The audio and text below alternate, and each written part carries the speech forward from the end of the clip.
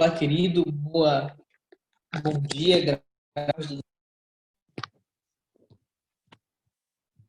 Eu gostaria então, nessa manhã, de começar o nosso estudo bíblico dominical, continuar a nossa lição de EBD, e falaremos então, nessa oportunidade, sobre o que a lição nos fala no capítulo 14. Já estamos caminhando para o fim, falta a 15 e a lição 16 e a lição 17. Apenas 3 lições para terminarmos essa revista. Portanto, já estamos na reta final da nossa revista e lembrando você que estamos na lição Comportamento do Crente, estudando essa lição, que nos trata sobre diversos assuntos referentes à ética cristã. Portanto, nós vamos, nessa oportunidade, falar sobre respeitando a propriedade alheia, algo muito importante para se pensar nos dias de hoje, visto que há muitas dificuldades para falarmos desse assunto hoje em dia.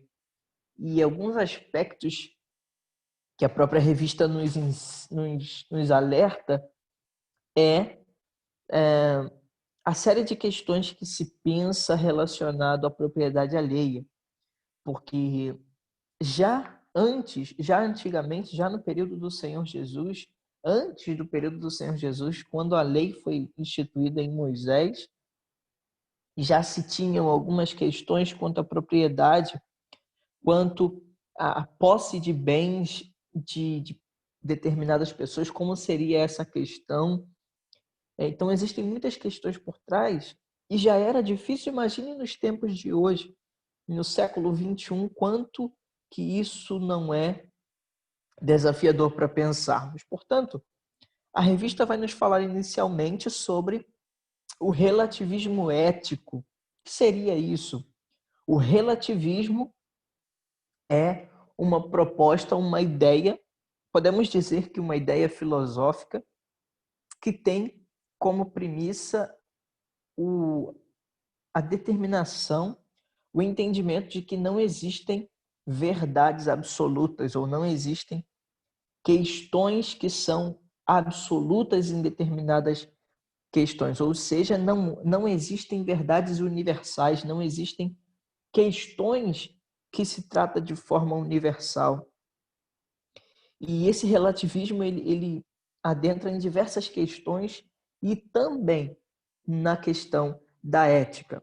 Portanto, é algo muito delicado pensarmos sobre isso, porque hoje em dia nós temos, uma discussão muito acirrada, muito frequente, muito comum hoje em dia a respeito da propriedade.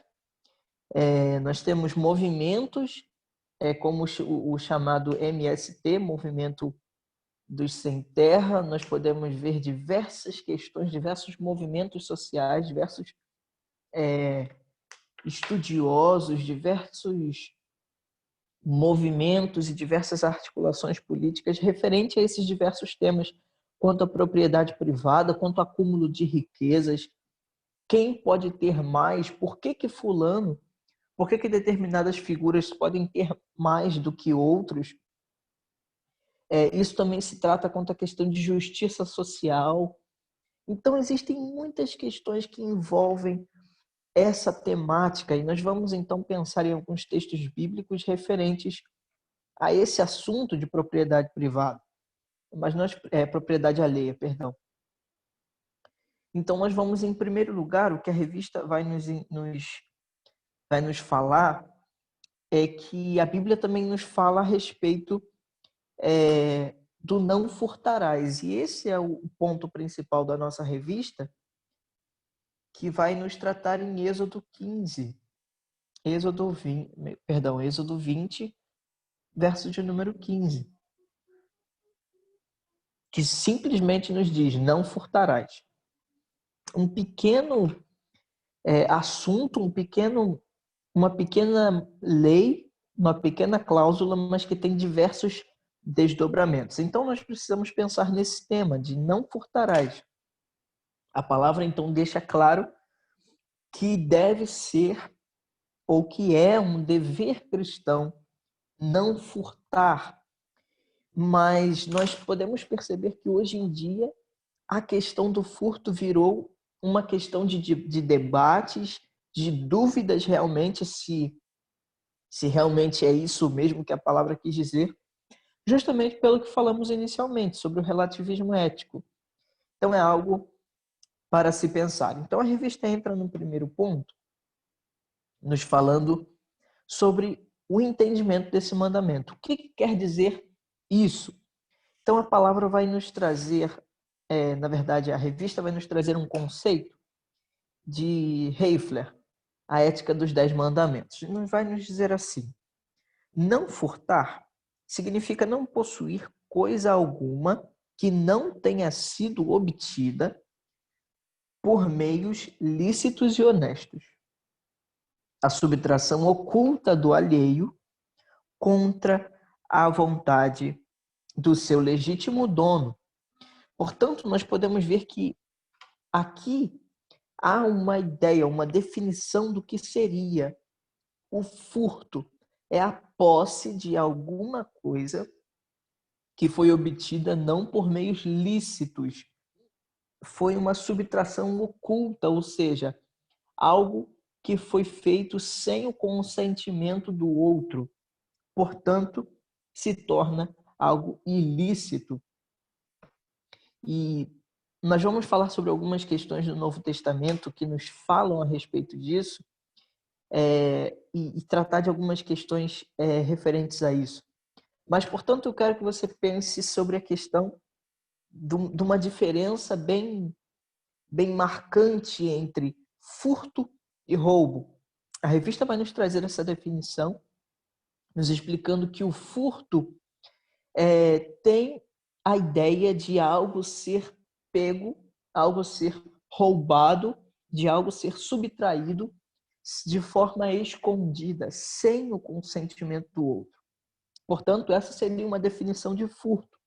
O roubo já é outra questão. O roubo já é uma coisa mais explícita, uma coisa consciente, uma coisa que é feita naquele momento. Uma coisa que é, por exemplo, um assalto. Um assalto pode ser definido caso a pessoa pegue algo seu como roubo, e não se for um roubo, a pessoa falar para você, me passe as coisas que você tem e você assim entrega, isso é roubo. Enquanto que o furto seria uma pessoa escondida ou no ônibus, ela sutilmente ela pega algo na sua bolsa sem você perceber. Isso já é furto, isso não seria o roubo. Então essa seria uma diferença importante. Então a revista vai nos falar sobre alguns textos bíblicos no Antigo Testamento que tratam a respeito dessa temática. Um desses textos é Êxodo 22, de 1 a 15. Nós lemos esse texto ao longo da semana e esse texto traz muitos desdobramentos a respeito do furto, o que deveria ser feito, visto que o cenário, o contexto do povo de Israel naquele tempo era um cenário agrário, um cenário de um povo que vivia do campo, que vivia de relações comerciais muito com um caráter rural. Então eram animais, eram trocas de coisas. Então a própria palavra vai nos falar sobre furtar um animal do outro, o que deveria ser restituído. Existem leis referentes à restituição apenas do mesmo valor, existem restituições do dobro, do triplo, da quarta parte. Então, existem muitas variâncias quanto a esse tema. Mas eu quero que você acompanhe comigo, então. A revista vai nos falar em Levítico 19. Em Levíticos 19, 35, vai falar: não cometereis injustiça ao julgar medidas de comprimento, de peso ou de capacidade. Tereis balanças justas, pesos justos, efa justo e rim injusto. Eu sou o Senhor vosso Deus que vos tirei da terra do Egito. Então aqui nós podemos ver uma determinação do Senhor quanto a pesos e medidas, quanto as questões de relações comerciais que eram frequentes no povo de Israel, que fossem coisas justas, que as medidas fossem justas. É curioso pensarmos que o cenário hoje em dia, por mais que tanto tempo tenha se passado, hoje o cenário ainda é o mesmo. Pessoas que tentam superfaturar determinadas encomendas, determinadas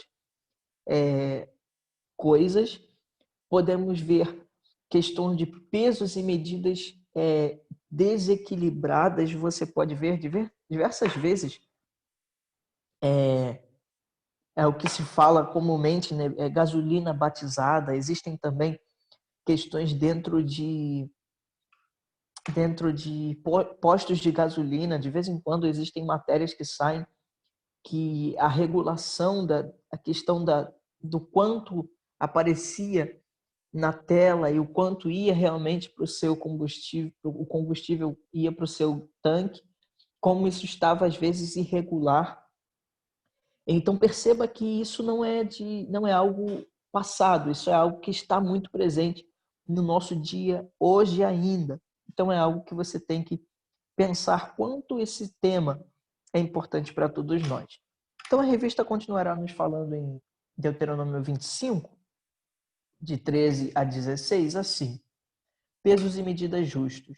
A mesma ideia. Não terás pesos e medidas diferentes na tua bolsa, um grande ou um pequeno. Não terás 2 éfas na tua casa, um grande ou pequeno. Terás peso exato e justo. Terás éfa exato e justo, para que se prolongue os teus dias na terra e que o Senhor teu Deus te dá. Então veja que existe uma relação também aqui, especificamente nesse texto, quanto a essa questão da justiça, quanto aos pesos e medidas, e uma referência também a próprio tempo de permanência na terra. Então veja que a revista vai continuar nos falando que existiam leis quanto à propriedade em que era necessário a restituição do bem furtado, existiam questões da restituição do dobro desse bem, isso é uma lei específica em Êxodo 22:4. Existem outras também referentes a isso, que deveria ser pago o 4 vezes mais, o quartuplo, acho que é isso, 4 vezes mais do que o valor que foi furtado. E assim existem muitas questões quanto a isso. Mas eu quero que você pense comigo na questão do caso de Acã. Não sei se você lembra, mas Acã foi aquele que, após o povo chegar na terra de Canaã, o Senhor diz: não peguem despojos. Despojos eram o povo que era dominado, e o povo que vencia, eles poderiam pegar todas as riquezas dessa cidade e tomar para si. E isso era algo comum naquela época, e o próprio povo de Israel fez isso diversas vezes. Mas nessa ocasião o Senhor falou para que não houvesse, não pegassem os despojos. Mas Acã fez isso, ele pegou coisas preciosas e escondeu debaixo de sua tenda. O resultado você já conhece, sua família foi morta. Então o Senhor não tolerava o furto no meio do seu povo. Triste é a realidade do nosso tempo, em que pessoas têm sido promíscuas quanto às coisas santas, como muitas vezes o povo de Israel fez. Pessoas que têm sido promíscuas quanto finanças da igreja, pessoas que têm sido promíscuas quanto à própria dinâmica dentro das igrejas, quanto à arrecadação de muito dinheiro, quanto a shows. Enfim, até que isso não é... A questão do show não é algo... Enfim, tem suas discussões, mas não é algo que é pago, né? A pessoa, de alguma forma, trabalha com produção, e isso não chega a ser algo complicado. Mas questão de pessoas que usa um outro para poder ter, de alguma forma, um ganho maior, uma superfaturação em questões até mesmo dentro da igreja, isso é algo muito sério. Então, o Novo Testamento vai começar nos falando sobre a questão do furto como algo que é evidente. Porque você pode perceber em Lucas 3:13, isso era algo muito, muito sério no tempo que Jesus veio à Terra, porque havia isso de forma muito marcante nos religiosos da época que faziam coisas, burlavam o sistema, tanto a questões de moralidade quanto a questões de propriedade também. Então, Lucas vai nos dizer, Lucas 13, ele lhes respondeu, não cobreis mais do que o prescrito. Então, veja, isso é algo que ainda nos tempos de Jesus estava sendo vivido, estava sendo burlado esse princípio de propriedade. Tem alguns outros textos, como Mateus, o texto de Mateus 15:19, porque do coração é que saem os maus pensamentos, homicídios, adultérios, imoralidade sexual, furtos, falsos testemunhos e calúnias. Então perceba que a questão do furto, ela está em um nível tão profundo quanto a questão de homicídio, de adultério, de imoralidade sexual, de falsos testemunhos e de calúnia. Então, como é um assunto tratado pela palavra como algo muito sério. Mais um texto que a palavra vai nos falar em Romanos 2:21. Tu, pois, que ensinas a outros, não ensinas a ti mesmo? Tu que pregas que não se deve furtar, furtas? Portanto, isso aqui é uma crítica, é uma ferrenha crítica que o apóstolo Paulo está fazendo à moralidade religiosa do seu tempo. Pessoas que tinham pesos muito fortes, pesos muito, muito graves sobre as pessoas, mas que eles mesmos se escondiam atrás da lei e faziam suas jogadas. Nós já falamos sobre os religiosos que faziam contratos de casamento, religiosos que tinham suas questões até mesmo de promiscuidade, tinham questões de furto, tentativas de burlar a lei. Então aqui há uma crítica. Você que ensina para que não seja feito, faz? Como assim? Então é uma crítica que o apóstolo Paulo está fazendo e que é tão presente nos nossos dias também. Porque vemos casos de pessoas que hoje em dia são chamadas crentes e têm desempenhado um papel tão complicado na figura pública, por exemplo, de roubo de milhões e bilhões por aí. E é interessante porque a Bíblia nos fala sobre restituição, sendo que hoje a questão da restituição está muito complicada. E então a palavra vai nos falar, não me referia aos imorais deste mundo, nem aos avarentos, ladrões e idólatras. Neste caso, seria necessário que saíssem do mundo. Então, isso aqui também é um texto em 1 Coríntios, uma igreja muito difícil, uma igreja muito complicada quanto a essas questões de imoralidade. Tinha questões de relação entre pessoas da mesma família e também questão de furto, de desvio de conduta moral.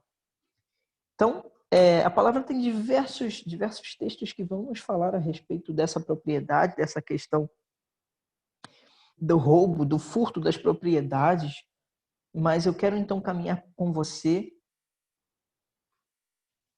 que a palavra vai continuar nos falando a respeito, em segundo lugar, sobre os mandamentos, sobre esse mandamento de respeito à propriedade alheia, ela contém advertências positivas. E nós vamos ver, então, algumas coisas referentes a isso. E a revista nos alerta que talvez uma das maiores formas de tratar o nosso irmão, uma das piores formas é tratá-lo como ladrão, chamá-lo de ladrão, porque é algo muito sério que devemos entender. Então a revista vai nos falar sobre alguns pontos. Nesse segundo ponto principal, ele vai falar em alguns desdobramentos sobre ser honesto no pagamento dos impostos. Isso é algo muito sério, porque, certa ocasião, os discípulos perguntam justamente isso ao Senhor Jesus e ele diz para que mostrassem a moeda e perguntam o rosto de quem está na moeda. E aí eles falam que era se fôssemos hoje, seria a cara do Bolsonaro, né? Talvez. E aí ele diria, então pague o tributo, dê a César o que é de César e a Deus o que é de Deus. Portanto, o Senhor Jesus não tem nenhuma rixa quanto ao pagamento de impostos e, de forma ainda maior, ele manda que pague. Então, esse aspecto de ser honesto no pagamento dos impostos é algo muito sério que nós temos que pensar. E aí a gente fala, nossa, mas é imposto demais, é imposto para tudo, vamos tentar burlar um pouco. Mas, na verdade, a palavra diz que por mais injusto que seja o sistema, ele está a serviço do Senhor. Então é algo a se pensar. Em segundo lugar, a revista vai nos falar em agir com honestidade nos relacionamentos comerciais. E isso sugere honestidade nos negócios. Irmão, se você é caloteiro nos seus negócios, reveja a sua ética e reveja a sua ética cristã, porque talvez você não esteja honrando o Senhor nas suas relações de negócios. Então isso é algo para se pensar também, porque Tito 2 vai falar. Tito, capítulo de número 2, verso de número 10. E não furtem, em vez disso, devem demonstrar perfeita lealdade para que em tudo mostrem a beleza da doutrina de Deus, o nosso Senhor. Portanto, a palavra nos diz que, ao invés de furtarmos, o momento de relações comerciais é o perfeito momento para você demonstrar a beleza da doutrina de Deus, a lealdade que você tem, primeiramente para com Deus e de forma assim para com o próximo. Portanto, podemos pensar que quando os discípulos perguntam qual seria o maior mandamento, e aí Cristo diz, amar o seu Deus sobre todas as coisas e ao próximo como a ti mesmo.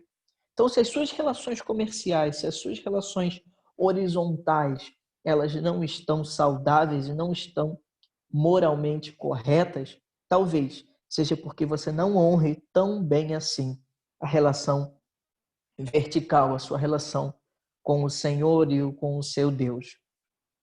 Então, existem diversos textos que nos falam referentes a isso, mas o texto também nos diz que nós devemos viver uma vida sem dívidas, e eu sei que é difícil pensarmos nisso hoje, com tantos cartões de crédito, tantos boletos, tantas coisas.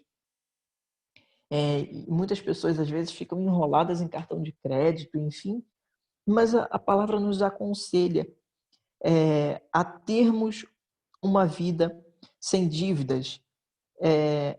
E assim a palavra vai nos dizer sobre viver em amor, viver em uma relação honesta, leal para com o próximo, que é a demonstração de amor a Deus e ao próximo.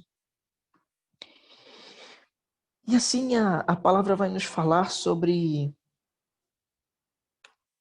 dívidas que infelizmente existem muitos crentes que vivem hoje endividados. Existem, como nós falamos, né, que existem dívidas que fogem do nosso controle, seja um desemprego, seja um falecimento, seja algo fora do nosso controle, fora do nosso planejamento. Isso é totalmente compreensível. Mas a palavra sim nos alerta quanto a entender como que aquilo que está debaixo da nossa mão, aquilo que está debaixo do que podemos fazer, como isso deve ser feito. A revista vai nos falar sobre o caso da história da viúva, se eu não me engano, é a viúva de Naim, que ela chega então e o profeta pede para que ela o servisse, e ela diz que a situação dela não era fácil, mas aí então ele diz para que fosse feito para o Senhor primeiro, para o profeta. E assim ela faz e é multiplicado aquilo que ela tinha. Não estou aqui falando de teologia da prosperidade, não estou falando aqui que honrar ao Senhor é justificativa para que você tenha prosperidade financeira. De forma alguma estou falando isso, mas eu estou falando sim que o Senhor honra aquele que é honrado pela pessoa.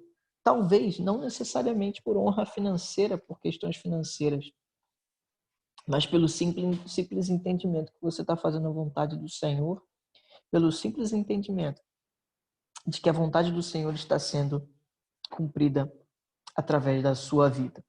E essa lição é bastante grande, né? Bastante extensa, mas ela continua nos falando que, em terceiro lugar, é a questão da entrega dos dízimos com fidelidade. Olha que Malaquias fala sobre a questão do furto, no que vocês têm me furtado. E aí Malaquias vai nos falar que vocês me furtam nos dízimos e ofertas que deviam ser dadas para os órfãos e viúvas, enfim. Esse texto é muito interessante, veja comigo em Malaquias 3, versos de 6 a 12. Pois eu, o Senhor, não mudo. Por isso, vós, ó filhos de Jacó, não sois destruídos. Desde os dias dos vossos pais, vos desviastes dos meus decretos e não os guardaste. Voltai para mim e eu voltarei para vós, diz o Senhor dos Exércitos. Mas perguntais, como devemos voltar? Pode um homem roubar a Deus? Todavia, vós me roubais. E ainda perguntais como te roubamos? Nos dízimos e nas ofertas. Estai debaixo de grande maldição, pois me roubas. A nação toda me rouba. Trazei todos os dízimos à casa do tesouro, para que haja mantimento na minha casa. E provai-me nisto, diz o Senhor dos Exércitos. E vede, se não abrirei as portas do céu, e não derramarei sobre vós tantas bênçãos, que não conseguireis guardá-las.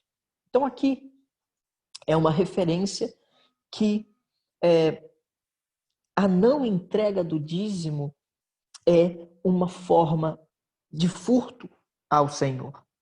Portanto, você deve pensar muito bem a respeito dessa ordenança de algo muito sério, quanto à fidelidade nos dízimos e ofertas. Isso é algo muito sério, porque é princípio e isso deve ser levado muito a sério, muito a sério.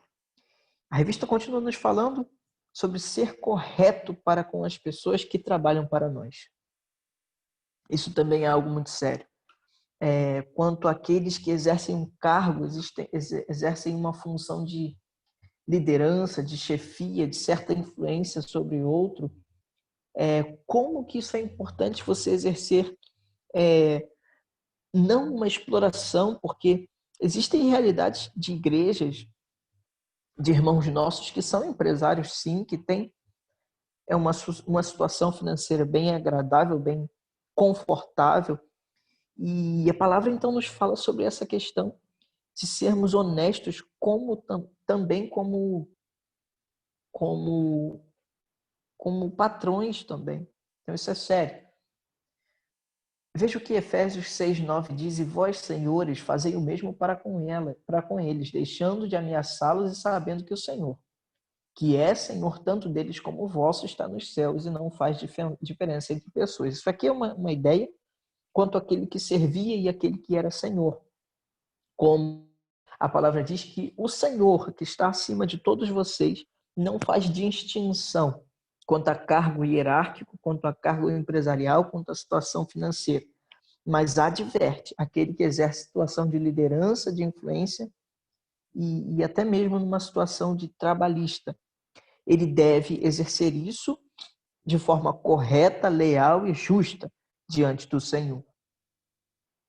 E aí a revista continuará nos falando agora de uma forma mais especial quanto a possibilidades de corrupção. Amado, isso é muito sério.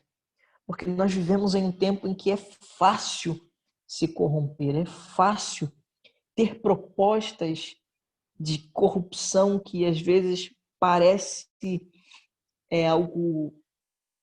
algo que não vai ser tão relevante assim, é só uma coisinha, é só isso, é só aquilo, ninguém está vendo. Não vai fazer diferença lá no final, não vai fazer diferença, o chefe não vai perceber. E, enfim, isso é muito sério e a palavra fala que nós devemos tomar muito cuidado quanto à possibilidade de corrupção, porque a palavra diz, e isso é muito forte, como que o nome do Senhor tem sido, e isso Romanos vai falar, que o nome do Senhor tem sido blasfemado por sua causa. Portanto, quantas pessoas que falam que crente dá calote, quantas pessoas falam que não fazem negócios com crente. Você já ouviu falar sobre isso? Como isso é triste, porque nós que deveríamos ser os primeiros que combatem a corrupção, talvez nós sejamos os mais coniventes a isso. Portanto, é tempo de pensarmos a respeito disso, de uma vida leal. Porque como nós falaremos hoje à noite, como é essa vivência no reino de Deus, como se é algo muito sério para nós pensarmos. Cargos públicos também é algo sério. Cargos públicos em que o seu emprego já está garantido e aí você já não faz com tanta firmeza, com tanta destreza. É algo a se pensar também. Em sexto e último lugar desse segundo ponto, a palavra vai nos falar sobre usar bem os nossos recursos e usá-los com sabedoria.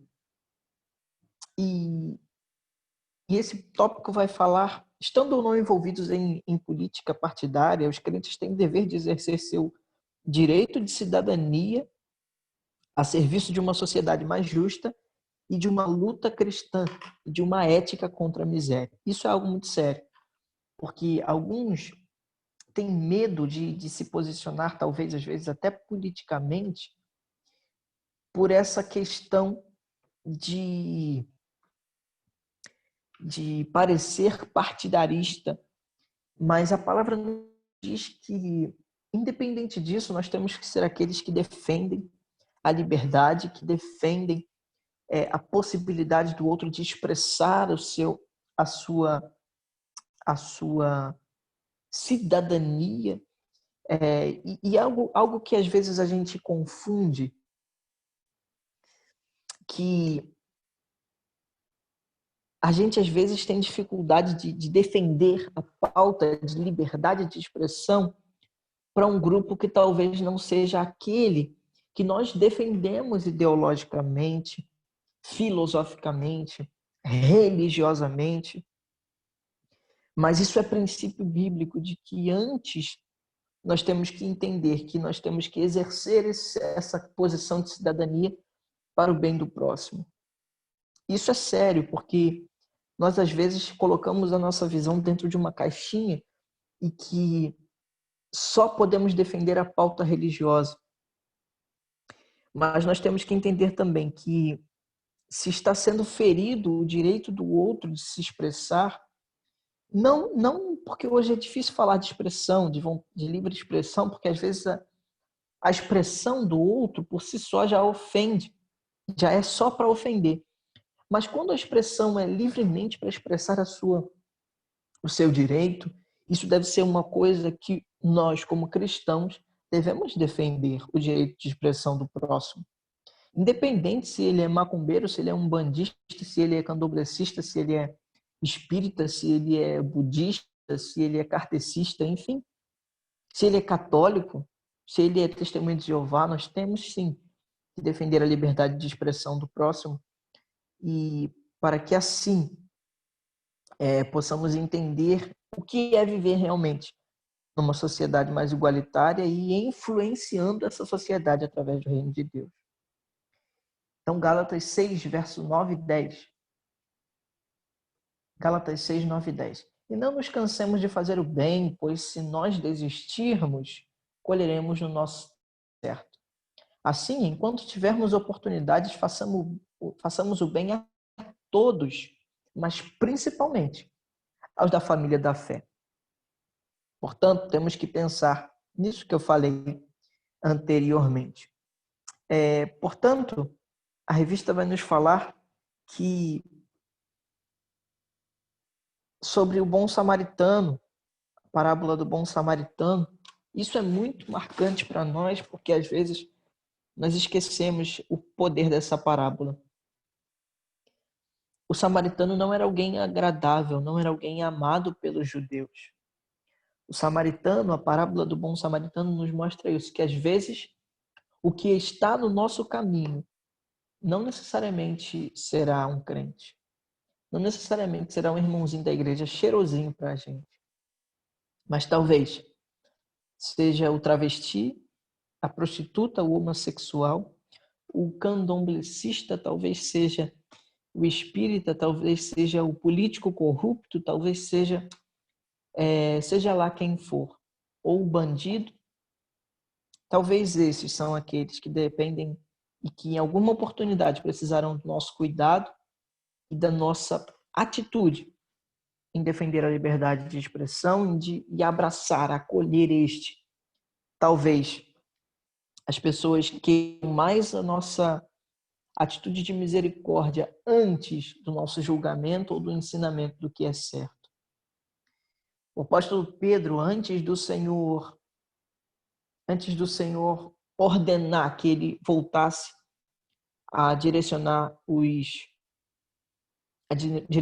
seus, apacentar as ovelhas, ele antes chamou de volta Pedro para si e reatou no coração dele, reacendeu a chama do amor pelo Senhor Jesus. Talvez o nosso maior objetivo seja fazer com que as pessoas entendam o que é o amor de Deus, antes de obedecer um código de conduta, uma regra de conduta do que pode ou não pode ser feito.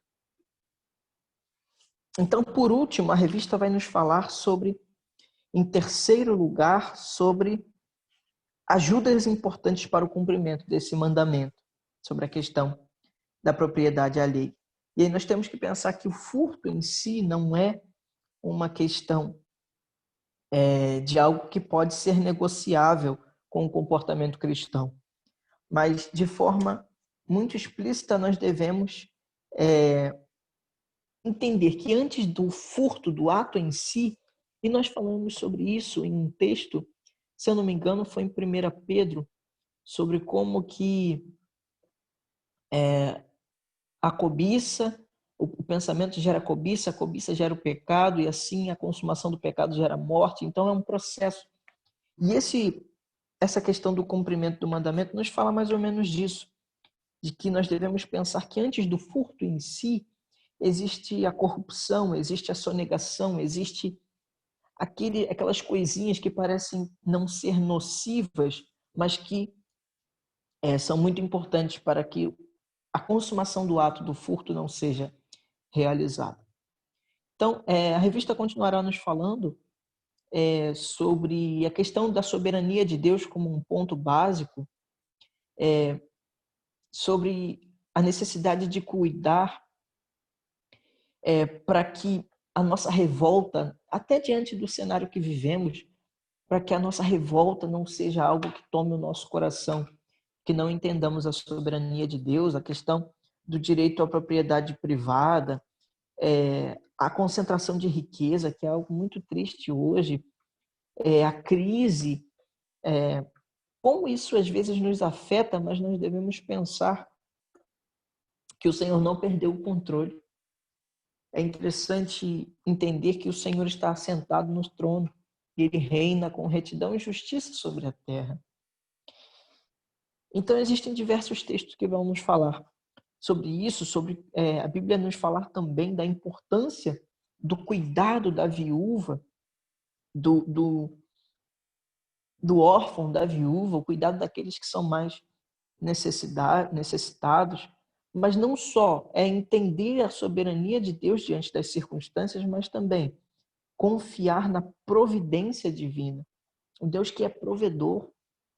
Se na maior situação, no maior problema da humanidade, que foi o pecado, o Senhor não veio com providência enviando a Cristo, como não seria providente em circunstâncias corriqueiras do nosso dia a dia?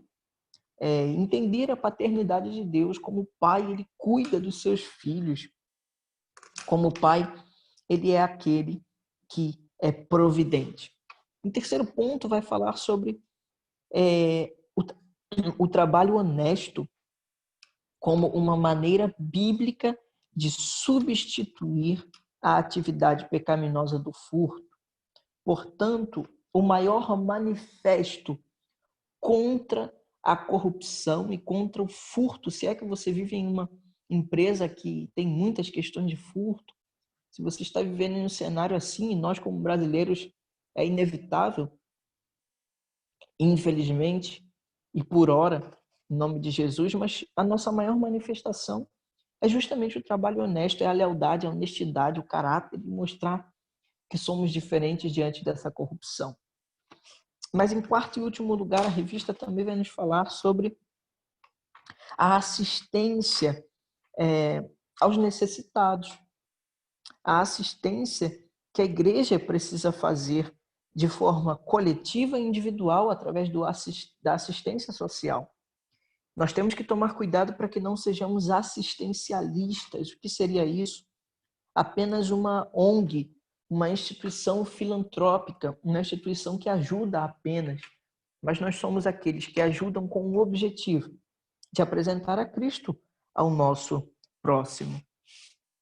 E assim, pensando nesses diversos pontos tão importantes, tão desafiadores para nós hoje, que você entenda mais um pouco sobre o que o Senhor nos ensina, sobre como é viver no reino de Deus, como é viver em uma sociedade corrupta e como devemos respeitar a sociedade, respeitar a propriedade alheia.